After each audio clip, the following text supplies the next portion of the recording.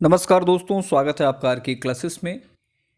BPSC और बिहार सचिवालय के क्रम में आज हम लोग मध्यकालीन भारत में अरब आक्रमण, मोहम्मद गजनवी और गौरी तीनों के बारे में जानेंगे। वीडियो थोड़ा लंबा हो सकता है। इसके बाद हम लोग जो है गुलाम वंश और जो भी वंश हैं उसमें हम लोग इंटर कर जाएंगे। इससे पहले देखिए हम लोग मुगल कंप्लीट कर चुके हैं। यदि आपने उसको नहीं देखा है तो उसको देख लीजिए, प्लेलिस्ट में आपको हिस्ट्री का प्लेलिस्ट में मिल जाएगा। क्योंकि देखिए आई बटन कैसे लगाया जाता है ये हमको उसकी जानकारी नहीं है, नहीं तो हम बिल्कुल लगा देते। शुरू करते हैं, लेकिन शुरू करने से पहले यदि आप इस चैनल पर नए हैं तो चैनल को जरूर सब्सक्राइब कर लीजिए, पास वाले बेल आइकन को दबा लीजिए। वीडियो का जो है पीडीएफ है आपको टेलीग्राम पर मिल जाएगा। हमारा पहला टॉपिक है अरबों का सिंध आक्रमण, जिसमें जानेंगे मोहम्मद बिन कासिम के बारे में। इसमें सवाल कैसे बन सकते हैं, कैसे बने हुए हैं, उन सभी को देखेंगे। आपका लूसेंट, घटना चक्र, सारा चीज़ इसमें आपको कवर हो जाएगा। कहता है कि मोहम्मद बिन कासिम अरब शासक अल हज्जाज का सेनापति था। मोहम्मद कासिम जो था किसका सेनापति था? अल हज्जाज का। और मोहम्मद बिन कासिम भारत पर आक्रमण करने वाला पहला मुसलमान था, ध्यान रखिएगा, जिसने कि 711 ईस्वी में भारत पर आक्रमण किया था। पश्चिमोत्तर भारत के क्षेत्रों पर आक्रमण किया था। इसने 712 ईस्वी में सिंध के शासक दाहिर को पराजित किया और सिंध पर अधिकार कर लिया। ध्यान रखिएगा, अगर आपसे आक्रमण पूछे पहली बार तो 711 में। सिंध शासक कब पराजित हुआ? तो 712 ईस्वी में। उस समय सिंध का जो शासक था दाहिर था, ध्यान रखिए। आगे कहता है कि मोहम्मद बिन कासिम पहला मुसलमान शासक था जिसने कि सिंध की जनता पर जजिया कर लगाया था। ध्यान रखिएगा, पहली बार जजिया कर को किसने इंट्रोड्यूस किया था? गैर मुस्लिमों पर। तो ये है हमारा मोहम्मद बिन कासिम। जजिया कर क्या होता है? तो गैर मुस्लिमों से लिया जाने वाला कर। ध्यान रखिएगा, पूछा हुआ सवाल है। आगे कहता है कि मोहम्मद बिन कासिम ने सोने के सिक्के चलाए जिसे दिरहम कहा जाता है। ध्यान रखिएगा, सोने के सिक्के को क्या कहा जाता था? दिरहम। बात करें सोने के सिक्के की तो देखिए 3 प्रश्न आपसे कई दफ़ा एग्जाम में पूछे गए हैं और बीपीएससी में भी पूछे गए हैं, तो ध्यान रखिएगा। भारत में सबसे पहले जो सोना का सिक्का चलाया था ये थे हिंदू यूनानी, शासक था मेनांडर। भारत में सर्वप्रथम स्वर्ण सिक्के चलाने वाले कौन थे? हिंद यूनानी।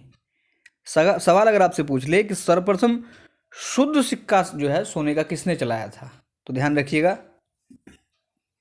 कनिष्क ने चलाया था सर्वप्रथम शुद्ध सोने का सिक्का।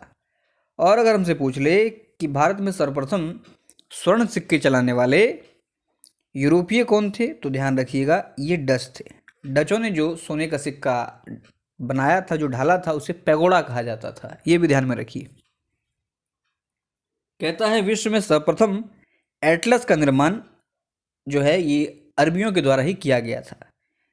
अरबों ने चरक संहिता एवं पंचतंत्र का अनुवाद जो है अरबी में किया था। ध्यान रखिएगा, ये जो पंचतंत्र है इसका अनुवाद अरबों ने कलीला वादिमना नाम से किया था। इंपॉर्टेंट है, ध्यान रखिए।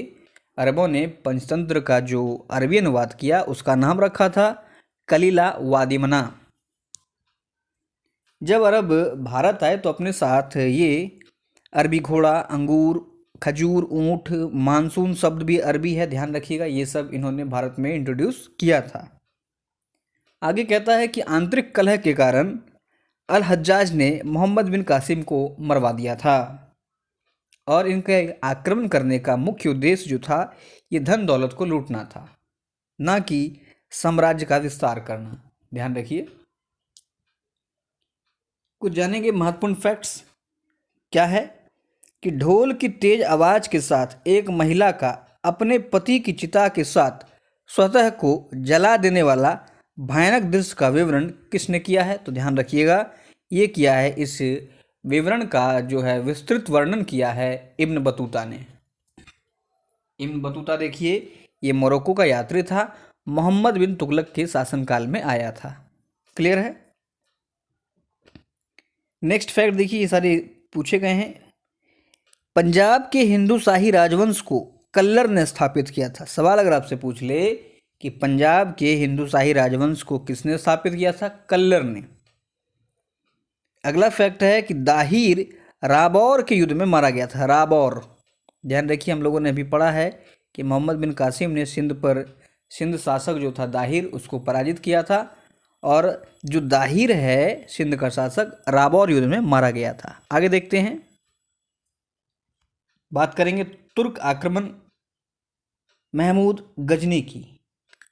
ध्यान रखिएगा, महमूद गजनी कहता है कि अफगानिस्तान के गजनी में गजनी वंश, इसे यामिनी वंश भी कहते हैं। ध्यान रखिएगा, ये सवाल पूछा गया है। गजनी वंश या यामिनी वंश की स्थापना जो है अल्पतगीन ने की थी। ध्यान रखिएगा, सवाल आपसे पूछ सकता है कि यामिनी वंश का संस्थापक कौन था या गजनी वंश का संस्थापक कौन था, तो ध्यान रखना है अल्पतगीन। अल्पतगीन का एक गुलाम सुबुक्तगीन था और सुबुक्तगीन का बेटा महमूद गजनी था। तो ये चीज़ आपको ध्यान में रखना है। कहता है कि सुबुक्तगीन का उत्तराधिकारी पिरितगीन बना था। ध्यान रखिएगा, पिरितगीन। और सर्वप्रथम इसने भारत के जो है क्षेत्रों पर आक्रमण किया था। ध्यान रखिएगा, लेकिन इसको जो है इसकी ज़्यादा कुछ खास चली नहीं, इतिहास में ज़्यादा इसका कुछ महत्व तो है नहीं, तो हम लोग फोकस करेंगे महमूद गजनी के ऊपर। कहता है कि महमूद गजनी ने भारत पर 17 बार आक्रमण किया था। ध्यान रखिएगा, बात करेंगे इसके कुछ प्रमुख आक्रमण की। तो अपने पिता मतलब सुबुक्तगीन का जब शासन चल रहा था, उस समय गजनी जो है ये खुरासान का शासक था। ध्यान रखिए, सवाल पूछा हुआ है कि अपने पिता के काल में गजनी जो है ये कहाँ का शासक था? खुरासान का। इसने भारत पर पहला आक्रमण 1000 ईस्वी में पेशावर के शासक जयपाल पर किया था। ध्यान रखिए, पहला अंतिम ये सब पूछा जाता है। एक बहुत फेमस है इसका 1025 वाला। तो पहला आक्रमण गजनी ने किस पर किया था? पेशावर शासक जयपाल पर। इसमें जो है जयपाल पराजित हुआ और हार के डर मतलब हार जाने के बाद इसने जो है आत्महत्या कर लिया था। बात करें जयपाल की, तो ध्यान रखिए जयपाल की उस समय राजधानी थी वेहंद में थी। ध्यान रखिए, ये सवाल पूछा गया है। महमूद गजनी के समय पेशावर का शासक जयपाल था, इसकी राजधानी वेहंद थी। आगे कहता है 1006 में महमूद गजनी ने हिमाचल प्रदेश के नागरकोट मंदिर पर आक्रमण किया था। सवाल आपसे पूछ सकता है कि निम्न में से हिमाचल के नागरकोट मंदिर पर किस आक्रमणकारी ने आक्रमण किया था? तो ध्यान रखना है महमूद गजनी ने। 1008 ईस्वी में इसने आनंदपाल को हराया। पहला आक्रमण ध्यान रखना है जयपाल पर है। आगे कहता है कि महमूद गजनी ने हरियाणा के थानेश्वर मंदिर पर आक्रमण करके चक्र स्वामी की मूर्ति तोड़वाकर फेंक दी थी। 1025 में महमूद गजनी ने सोमनाथ मंदिर जो कि गुजरात में है वहाँ पर आक्रमण किया। इस समय गुजरात का शासक जो था ये भीम प्रथम था। ध्यान रखिए, इंपॉर्टेंट है कि जब महमूद गजनी ने सोमनाथ मंदिर पर आक्रमण किया 1025 में, उस समय वहाँ का शासक भीम प्रथम था जो कि चालुक्य वंश से था।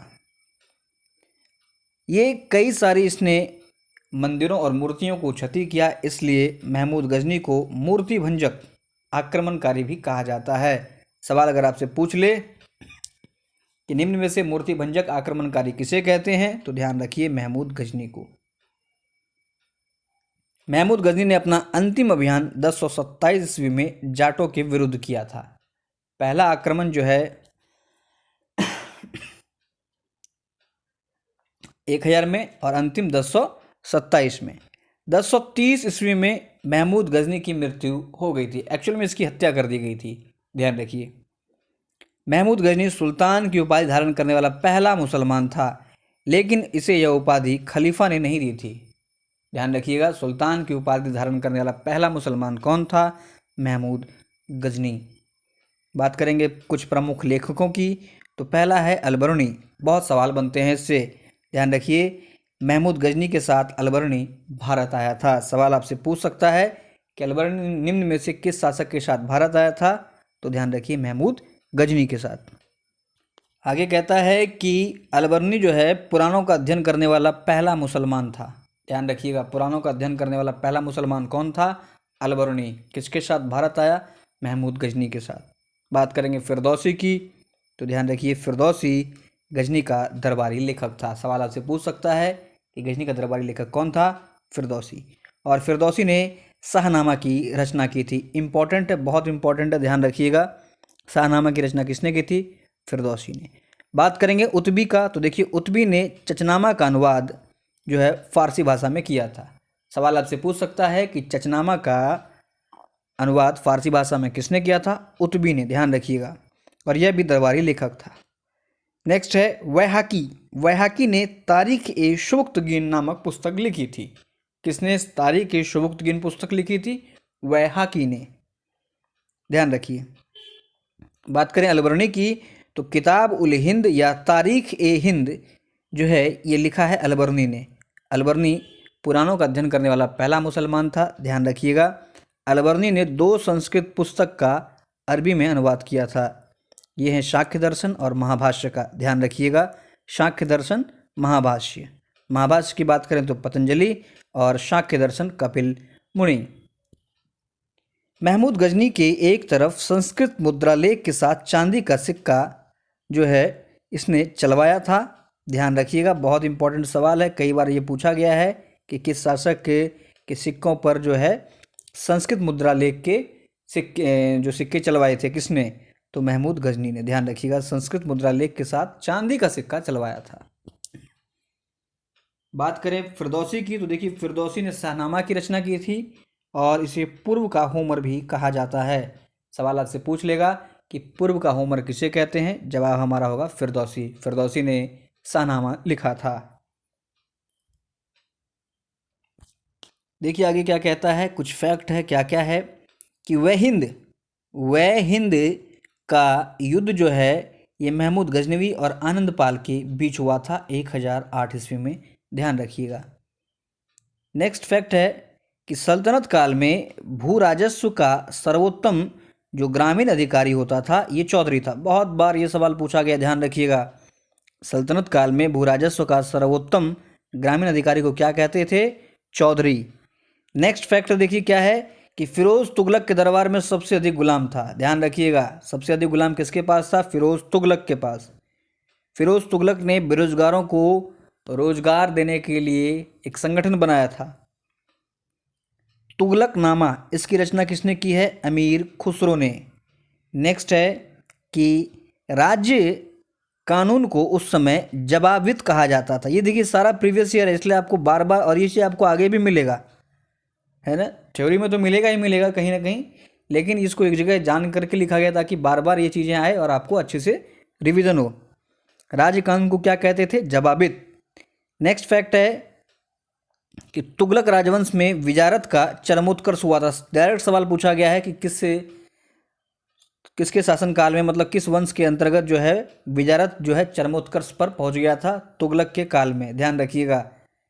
नेक्स्ट फैक्ट है कि सिक्कों पर खलीफा का नायाब खुदाने वाला भारत का एकमात्र जो सुल्तान है ये फिरोज शाह तुगलक है, ध्यान रखिएगा। फिरोज शाह तुगलक के पास ही जो सबसे अधिक गुलाम थे, इसी ने रोजगार विभाग स्थापित किया था।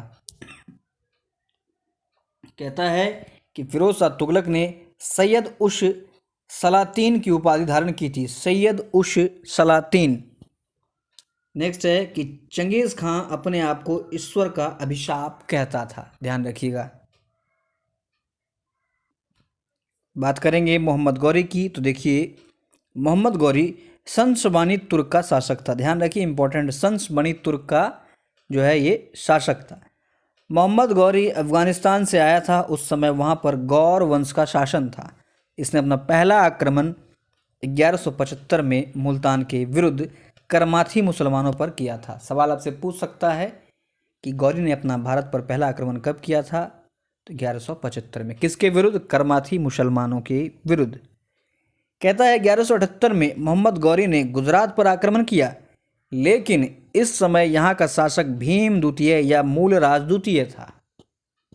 मूलराज द्वितीय ने मोहम्मद गौरी को माउंट आबू में बुरी तरह से पराजित किया था, ध्यान रखिएगा, बहुत इंपॉर्टेंट है। बात करें इसी समय उत्तर भारत में, तो उत्तर भारत में चौहान वंश था जिसका शासक पृथ्वीराज चौहान तृतीय था। इसे राज पिथौरा भी कहा जाता है, ध्यान रखिएगा। और चौहान वंश की राजधानी अजमेर थी, ध्यान रखना है। पृथ्वीराज चौहान का दरबारी कवि चंद्रबरदाई था, ध्यान रखिए। पृथ्वीराज चौहान का दरबारी कवि कौन था? चंद्रबरदाई। इसने पृथ्वीराज रासो नामक पुस्तक लिखी थी। ये सब इंपॉर्टेंट है, पूछ लेता है, ध्यान रखिएगा। पृथ्वीराज रासो किसने लिखा था? चंद्रबरदाई ने। कहता है कि 1191 ईस्वी में पृथ्वीराज चौहान एवं मोहम्मद गौरी के बीच तराइन का पहला युद्ध हुआ। इस युद्ध में पृथ्वीराज चौहान जीत गया था, ध्यान रखिए। सवाल पूछता है कि तराइन का पहला युद्ध कब हुआ? 1191 में। तराइन का पहला युद्ध किसके किसके बीच? पृथ्वीराज चौहान मोहम्मद गौरी के बीच। बात करें पृथ्वीराज चौहान की, तो ये पृथ्वीराज चौहान तृतीय था, इसे राय पिथौरा भी कहते हैं। चौहान वंश इसकी राजधानी थी, चौहान वंश का ये था, इसकी राजधानी अजमेर थी। इसका जो है दरबारी कवि चंद्रबरदाई था, जिसने पृथ्वीराज रासो लिखा था। आगे कहता है कि कन्नौज के गढ़वाल वंश का राजा जयचंद था। कन्नौज में जो राजा था गढ़वाल वंश का, उस समय शासक था जयचंद। इसकी एक पुत्री थी संयोगिता। संयोगिता का विवाह पृथ्वीराज चौहान के साथ हो गया, मतलब इसने शादी कर लिया था संयोगिता से। और इस शादी से जो जयचंद था ये असहमत था, मतलब ये खुश नहीं था, क्योंकि पृथ्वीराज चौहान ने दबाव में शादी कर लिया था, दबाव दे के कर लिया था, जिससे कि जयचंद नाखुश था। और इसका बदला उसने गौरी के साथ देकर किया। 1192 में तराइन का दूसरा युद्ध हुआ, ध्यान रखिए। पहला हुआ 1191 में, ठीक 1 साल के बाद तराइन का दूसरा युद्ध हुआ। लड़े थे वही मोहम्मद गौरी पृथ्वीराज चौहान। इसमें पृथ्वीराज चौहान हार गया और मोहम्मद गौरी जीत गया। कहता है कि तराइन के दूसरे युद्ध के बाद भारत में मुस्लिम शासन स्थापित हुआ था। बहुत बार सवाल ये पूछा गया है, ध्यान रखना है।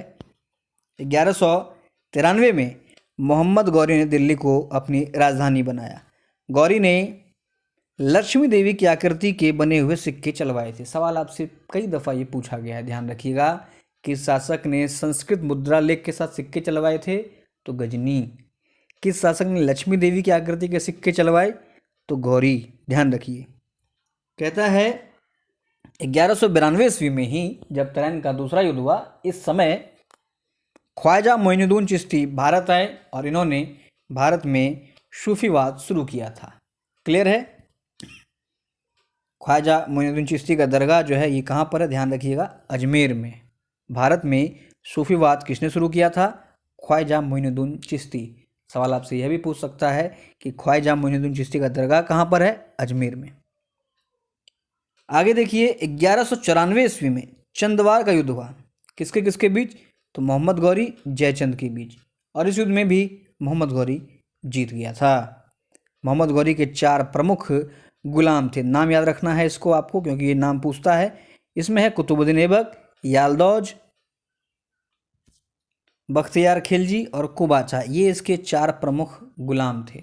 बात करेंगे बख्तियार खिलजी की, तो देखिए बख्तियार खिलजी ने नालंदा विश्वविद्यालय को नष्ट कर दिया था और बंगाल एवं बिहार पर कब्जा कर लिया था। सवाल यह भी पूछा गया है कि गौरी के किस गुलाम ने बंगाल एवं बिहार पर कब्जा कर लिया था? तो ध्यान रखिएगा, वो है बख्तियार खिलजी। कहता है कुतुबुद्दीन ऐबक मोहम्मद गौरी का सेनापति और दामाद था। मोहम्मद गौरी ने या मोहम्मद गौरी के द्वारा अपने जीते हुए प्रदेशों की जिम्मेदारी सौंपते हुए वह स्वयं जो है अफगानिस्तान के गजनी में चला गया और इसने अपने 4 गुलामों को अलग अलग क्षेत्र बांट दिए थे। 1194 में कुतुबुद्दीन ऐबक ने भारत में पहली मस्जिद कुव्वत उल इस्लाम का निर्माण कराया। ध्यान रखिएगा, सवाल आपसे पूछ सकता है घुमा के कि भारत में पहली मस्जिद कौन सी थी? तो ध्यान रखिए, वो है कुव्वत उल इस्लाम। नेक्स्ट कहता है कि कुतुबुद्दीन ऐबक ने इस्लाम का प्रचार करने हेतु अजमेर में 2.5 दिन का झोपड़ा बनवाया था। ऐसा कहा जाता है कि यह एक संस्कृत विद्यालय को तोड़ करके बनाया गया था, तो इसे भी ध्यान में रखिए। सवाल आपसे पूछ सकता है कि 2.5 दिन का झोपड़ा कहाँ पर है? अजमेर में है, ध्यान रखना है। कहता है 1199 में कुतुब मीनार की नींव कुतुबुद्दीन ऐबक ने अपने गुरु कुतुबुद्दीन बख्तियार अलकाकी के नाम पर रखा। कुतुबुद्दीन ऐबक का गुरु था कुतुबुद्दीन बख्तियार अलकाकी। इसके नाम पर इसने 1199 में कुतुब मीनार की नींव रखी थी। नींव तो इसने रखी लेकिन इसको पूरा करवाया था इल्तुतमिश ने। ध्यान रखिएगा, कुतुब मीनार को किसने पूरा करवाया था? इल्तुतमिश ने। इससे संबंधित कुछ और शासक हैं कुतुब मीनार से। कौन कौन है? कुतुबुद्दीन ऐबक, इल्तुतमिश, फिरोज शाह तुगलक, सिकंदर लोदी। ध्यान रखिए, ये कुतुब मीनार अगर आप देख रहे हैं यहाँ पर, तो कुल 5 मंजिला ये इमारत है। इसमें देखिए, ये चौथी और 5वीं मंजिला जो है इसका मरम्मत फिरोज शाह तुगलक ने कराया था, लेकिन फिर ऐसा कहा जाता है कि थंडर के कारण ये क्षतिग्रस्त हो गया, फिर सिकंदर लोदी ने इसकी मरम्मत कराई थी। तो ध्यान रखिए, सवाल आपसे पूछ सकता है और पूछा हुआ भी है कि कौन जो है कुतुब मीनार से संबंधित नहीं है। आगे कहता है कि 1206 में मोहम्मद गौरी की मृत्यु हो गई। देखिए, इसने जो अपने द्वारा जीते हुए क्षेत्र को बांट दिया था। कुबाचा को कंधार एवं काबुल दिया था। यालदौज गजनी का शासक था। कुतुबुद्दीन ऐबक भारत का शासक बना था। और 1206 में ही जो है आपका कुतुबुद्दीन ऐबक ने गुलाम वंश की स्थापना की थी। ध्यान रखिएगा, मोहम्मद गौरी का अंतिम संघर्ष खोखरों से हुआ था। खोखरों से पहला 75 में मुल्तानों के विरुद्ध करमाथी मुसलमान। मोहम्मद गौरी की हत्या दमयक नामक स्थान पर की गई थी। ध्यान रखिएगा, दमयक नामक स्थान पर। तो चूंकि आज हम लोग इसी को पढ़ रहे हैं, अगले जो वीडियो होगा उसमें हम लोग गुलाम वंश को पढ़ेंगे और उसके बारे में जानेंगे। उम्मीद है ये आपको पसंद आया होगा। वीडियो अच्छा लगा तो लाइक और शेयर जरूर करें। मिलते हैं जल्दी अगले लेक्चर में, तब तक के लिए जय हिंद।